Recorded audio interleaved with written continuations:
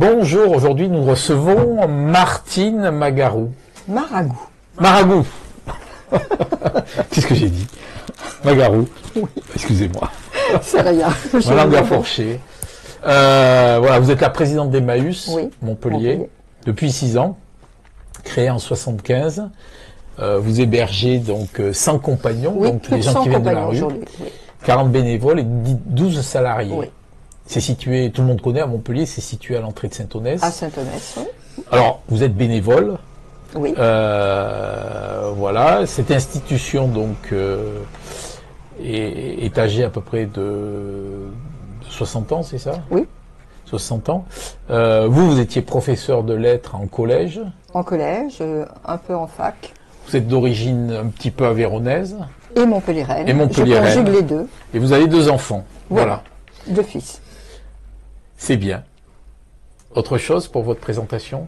Ah non, je ne vois pas. Si ce n'est que j'ai toujours été un peu dans le bénévolat durant toute, je crois, depuis ma plus jeune enfance. Nous avons baigné dans l'ADN familial qui était le bénévolat. C'est un sacerdoce, le bénévolat?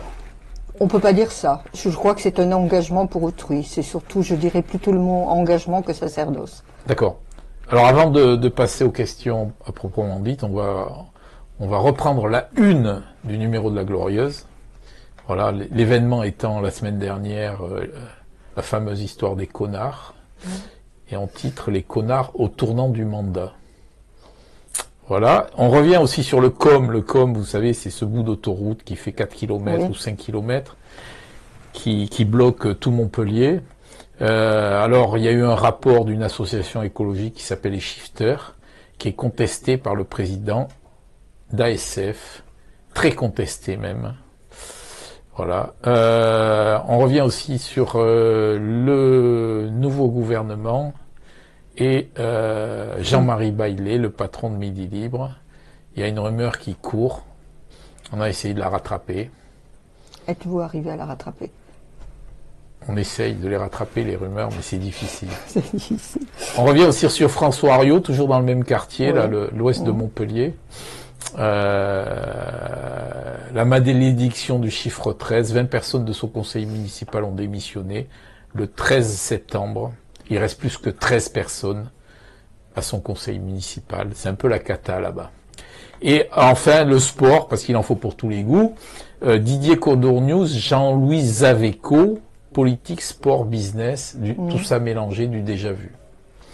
Vous voyez, il y en a pour tous les goûts. Tous les goûts. Martine, qu'est-ce qui pouvait vous arriver de pire? J'avoue que je n'aurais jamais pensé, dans mon mandat de présidente, de vivre la situation que nous vivons à Emmaüs en ce moment. Donc vous n'avez pas répondu à la question, qu'est-ce qui pouvait vous arriver de pire? Rien, je pense. De pire, non, rien. Et depuis ces révélations là sur l'abbé Pierre, avez-vous une baisse de fréquentation ou des remarques désagréables? Alors, honnêtement, non. Sur la communauté de Montpellier, je ne parle que de Montpellier. Nous n'avons aucune baisse de fréquentation. On a l'impression que le public est absolument indifférent à ce qui se passe. Nous avons eu 2 remarques un petit peu désobligeantes sur l'abbé Pierre, puisque nous avons fait le choix de garder les portraits de l'abbé Pierre sur la communauté. Ce qui n'est pas dans toutes les communautés de France que ça s'est passé ainsi, puisque la majorité, en tout cas une grande partie des communautés, ont enlevé les portraits dès les révélations faites. D'accord. Vous avez vu qu'à Montpellier, la fresque a été effacée la semaine dernière. Oui, on m'en a informé, tout à fait. Qu'est-ce que vous en pensez? Alors, ce côté robespierriste, là, on passe à l'échafaud, ce qu'on a adoré. Bien sûr, mais vous savez, je crois que c'est dans la société actuelle, c'est une société Kleenex. On adore une idole un jour et le lendemain on la descend en flèche. C'est ce qui arrive à l'abbé en ce moment.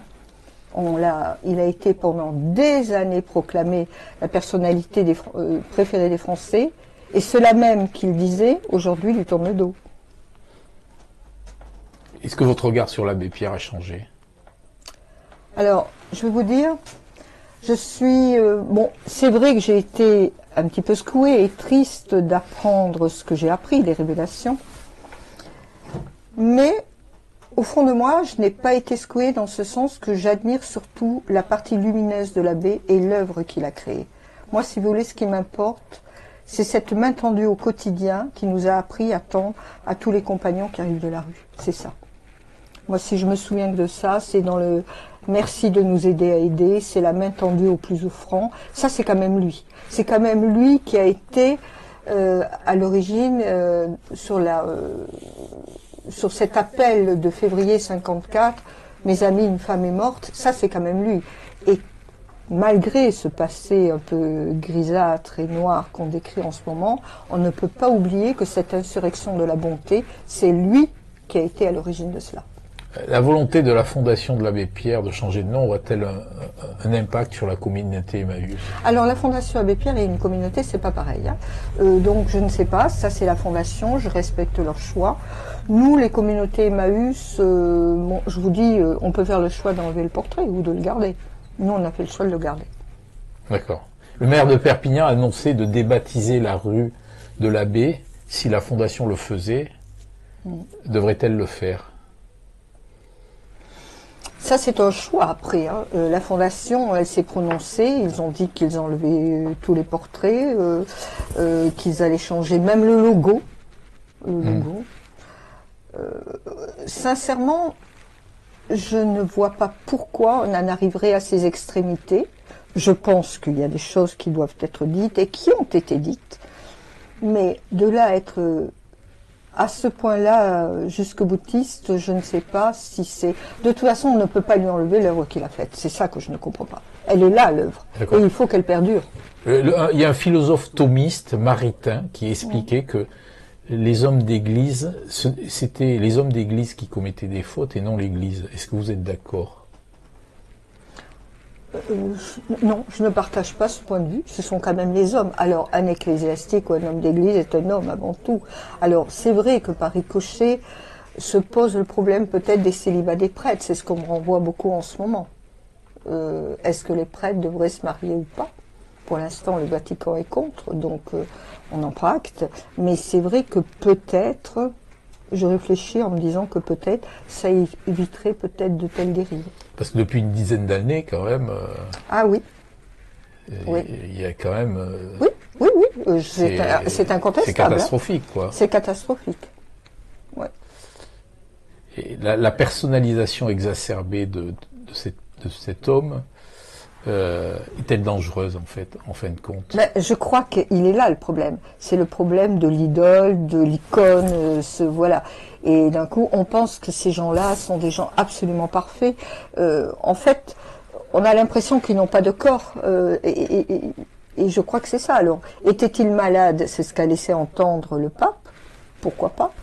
Mais moi, vous voyez, j'en veux davantage aux gens qui savaient et qui n'ont rien dit. Que ce soit les évêques, que ce soit les gens qui savaient autour de lui et qui n'auraient rien dit. Je trouve qu'il y a une responsabilité réelle de ces gens qui l'entouraient et de l'entourage de l'abbé. Parce qu'il paraît que sa retraite en Suisse dans les années 60 était un peu orientée dans ce... Alors, je l'ai appris comme vous, et ce que je puis vous dire, c'est que dans le mouvement Emmaüs, moi en tant que présidente, ça fait quand même 6 ans que je suis à la tête de la communauté. Je connais des gens à Montpellier qui sont nos administrateurs, qui ont reçu l'abbé chez lui, et à aucun moment, ils n'ont partagé, soi-disant, ce secret qu'il y avait autour de l'abbé. Voilà.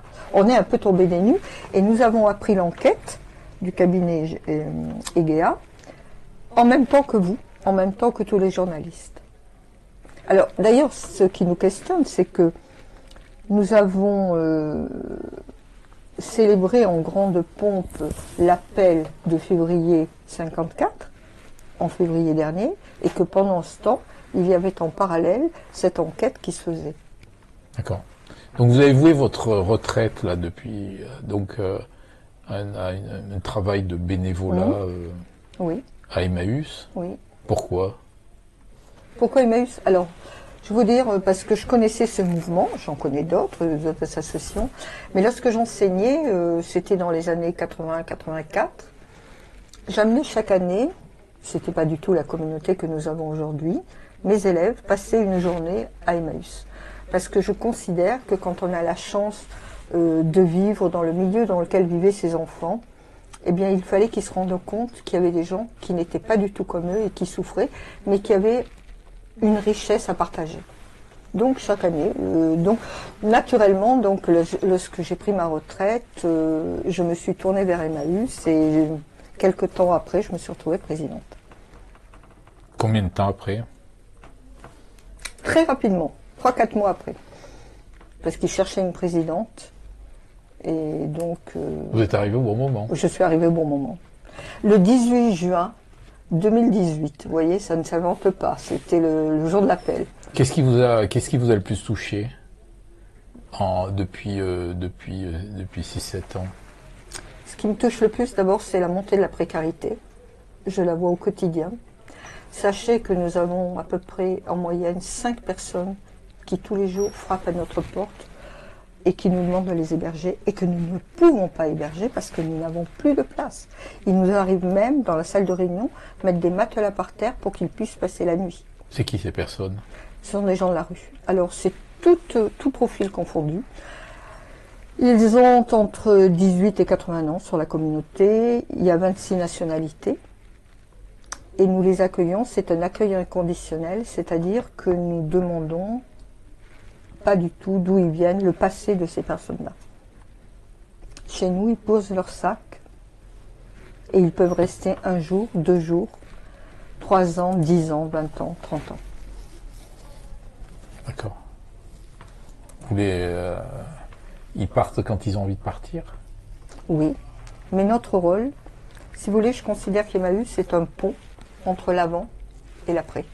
Et nous, quand on voit que quelqu'un, surtout les jeunes, quand on voit que la colonne vertébrale a refait surface et qu'elle s'est consolidée, c'est à nous à leur offrir une formation.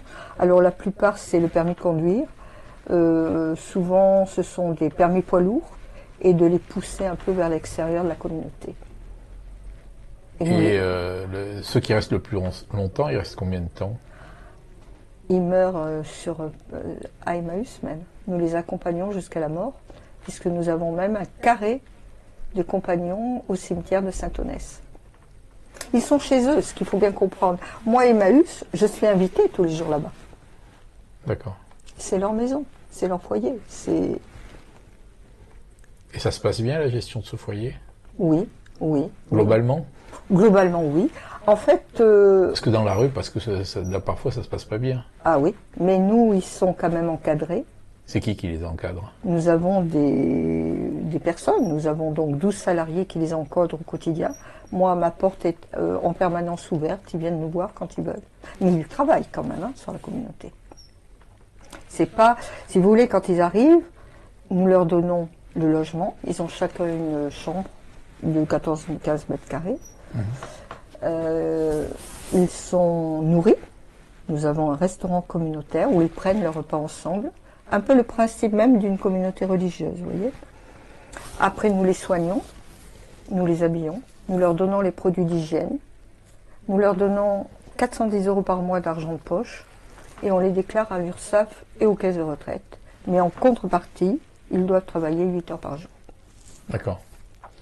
Vous vendez combien de produits par jour? Ah, ça, je ne peux pas vous dire. C'est assez important, hein. Nous avons 10 magasins qui tournent en permanence. 10 magasins à l'intérieur de la communauté, où les gens viennent déposer des objets et parfois. Il y a combien de passages en caisse, par exemple?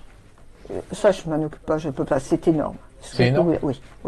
Vous sentez que les gens, ils viennent plus acheter des produits ils sont moins chers. de deuxième main, quoi? Oui, ou parfois, nous avons des produits de première main, j'allais dire, que des déstockeurs nous donnent ou des entreprises. Pourquoi vous mettez pas les produits sur Internet pour vendre ou pour acheter? Oui. Comme ça, vous doubleriez votre chiffre d'affaires. Vous avez raison. Aujourd'hui, tout se fait sur Internet. Vous avez raison. J'exagère, hein, mais bon. Oui, je fais partie certainement d'une vision emmaüsienne un peu peut-être surannée, mais je le garde ainsi parce que je considère que Emmaüs, c'est la rencontre. C'est la rencontre entre le donateur, l'acheteur et le compagnon. Et je crois que ça, c'est quelque chose de très important. Vous savez, quand vous allez à la librairie, puisque nous avons une très belle librairie, dont vraiment les grands libraires, je ne rougis pas par rapport à certaines comparaisons, que vous avez un compagnon, qui est un Espagnol, qui s'occupe de la librairie, et qui, vous lui dites, je voudrais lire Balzac, il vous dit, Madame la Présidente, quel livre de Balzac? Ah ben oui, vous allez sur la deuxième étagère à gauche, etc. Il connaît tout par cœur. Ouais. Vous voyez, ben ça, je trouve que dans ce dialogue qu'on entame avec le compagnon, on lui redonne sa dignité. Vous concurrencez Gibert pour les livres d'occasion? Oui, oui, oui. Ça vaut combien le livre chez vous? 1 euro, 50 centimes. Les livres en France sont à 50 centimes, je crois, oui. Dites-moi pourquoi l'aspect catholique est important dans votre mission? Ah, nous sommes Emmaüs est une association apolitique et areligieuse. Donc pas d'aspect catholique? Absolument pas. D'ailleurs, c'est l'abbé Pierre, je suis désolée, qu'il a voulu ainsi, alors que c'était un prêtre catholique. Donc il y a zéro dimension spirituelle? Absolument aucune. Nous avons tous les cultes, mais aucun prosélytisme, chacun le pratique s'il a envie de pratiquer, mais en dehors, mais pas dans la communauté. Donc aujourd'hui, il y a de la concurrence dans votre business? Secours populaire, Secours catholique, Resto du Cœur, AHM, Banque alimentaire, Emmaüs, Croix-Rouge. La multiplicité de tout ça, ça prouve quoi? Alors, moi, si vous voulez, je dirais pas qu'on a de la concurrence. On dit qu'on est tous complémentaires. Sur des missions spécifiques, par exemple la Banque alimentaire, nous travaillons ensemble. Hein, c'est un très bel partenaire, la Banque alimentaire, parce que nous avons besoin de nourrir les compagnons. Je pense que cette multiplicité d'associations prouve combien la précarité grandit. Je vous assure, par rapport à quand je suis arrivée, et maintenant, j'ai vraiment vu la précarité exploser. Et nous avons même des gens, ça nous est arrivé, d'avoir des gens qui sont au SMIC à Montpellier, qui n'ont qu'une voiture pour se loger et qui viennent dormir devant la communauté. Et le soir, nous leur offrons le repas, ils prennent une douche et le matin, ils repartent travailler. Et ils dorment où? Dans leur voiture. D'accord. Parce que cette concurrence-là, je reviens sur la concurrence des associations, voilà, bon, on ne sait pas trop, quand on est à l'extérieur de tout ça, on ne sait pas trop vers qui s'orienter. Et puis, il y a les associations aussi où on recase des anciens ministres, vous voyez ce que je veux dire? Oui. Mais... Alors, bon, il y a eu les affaires il y a quelques années avec d'autres associations. Oui. Voilà. Pourquoi cette multiplication d'associations Mais le problème, par exemple, notre problème, nous sommes en autosuffisance, hein, c'est-à-dire que nous ne recevons... Vous êtes un peu à part, parce que vous avez des ressources, vous avez des dons et des ressources. Oui, mais toute association a à peu près des dons. Non, mais il y a des des associations qui ne vivent que sur les dons. Qui des dons? Ben nous aussi, hein. On ne vit que sur les dons. Vous vivez sur les dons, mais vous vendez des produits. Voilà, il y en a qui sont ou qui ont des dons et qui ont des subventions. Nous n'avons aucune subvention, ni d'État, ni locale, ni régionale, aucune. On doit, tout le travail des compagnons permettre aux compagnons de vivre et permettre à la communauté si vous voulez, d'exister. Et je reviens sur ma question là. Oui. Vous aidez combien de personnes, en dehors du personnel, des bénévoles, des compagnons, mais vous aidez combien de personnes par un achat modeste, je sais pas, d'un canapé à 50 € ou d'un livre à 50 centimes d'euros? Alors, je dirais pas que c'est aider. C'est combien de personnes qui par exemple, le samedi, qui passent chez vous? Le samedi, je vais vous donner le samedi qui est la plus grosse journée sur Emmaüs. Parfois, nous avons un passage de 700 personnes. D'accord. Voilà. 700 personnes en visiteur ou 700 personnes qui achètent quelque chose? Ça dépend. S'ils trouvent la bonne occasion, s'ils viennent etc. à 4 dans la voiture, ils peuvent... voilà, exactement. Alors, donner, c'est important? Oui, bien sûr, sûr. Parce que si nous n'avons pas de dons, nos magasins ne peuvent pas fonctionner. Vous avez combien de camions qui tournent? 7. Sur la métropole de Montpellier? Oui, sur la métropole et même sur l'agglo des Temps de l'Or, etc. Donc, comment ça se passe? Si on a un vieux canapé, on vous appelle, vous venez le prendre? On nous appelle, alors il faut s'armer de patience, comme je dis toujours. Il faut le prendre en photo? Oui, si vous voulez, c'est ce que nous font des gens, mais sinon ils nous appellent. Les compagnons, ce sont les compagnons qui répondent au téléphone et on vous fixe un jour et un horaire pour venir. C'est absolument gratuit et nous débarrassons les gens qui souhaitent se débarrasser d'un canapé que nous retapons et que nous revendons. Pourquoi ça remet de patience?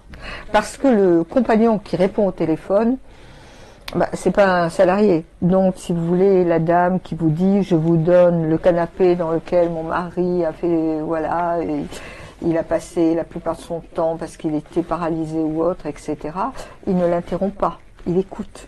Donc, on n'est pas du tout dans le commercial. D'accord. En termes de besoins sociaux, vous qualifiez comment Montpellier? Montpellier a énormément de besoins. On sent que c'est une ville où la précarité et la pauvreté sont là. Et même, je vous dis, en augmentation par rapport à ce que j'ai vu il y a 6 ans. Ouais. Et en parlant avec vos collègues d'autres centres, oui, par exemple, je ne sais pas... Ils ont les mêmes perceptions. Ils ont les mêmes perceptions. Vous avez un profil de personnes affectées par la misère à Montpellier? Alors, nous, c'est un petit peu différent parce que dans notre communauté, nous avons 40% de Français européens et 60% à peu près de migrants. D'accord. Nous avons beaucoup, enfin maintenant, il y a une affluence de migrants, le phénomène migratoire est très important. Et dans le bénévolat, vous trouvez facilement du monde? Je dirais pas facilement, je dis que nous en trouvons. Le problème du bénévolat, c'est que, et je le comprends très bien, hein, les personnes qui sont à la retraite, nous on aime une certaine régularité, et il y a les petits-enfants qui sont là, etc. Donc c'est un petit peu difficile de tout cadrer au niveau des bénévoles. Mais C'est quoi aujourd'hui vos besoins? Ils sont multiples. Alors on a besoin de bénévoles, on a besoin de, j'allais dire, de dons de toutes sortes. Et je crois que principalement des gens qui comprennent, ça c'est vraiment le message que je veux faire passer, il y a l'affaire Abbé Pierre, mais il y a la communauté Emmaüs. Et le besoin que j'ai, c'est que les gens gardent le beau regard sur une communauté Emmaüs. Et ne mélangent pas tout. Très bien, écoutez, je vous remercie pour cet entretien. Merci beaucoup, vous.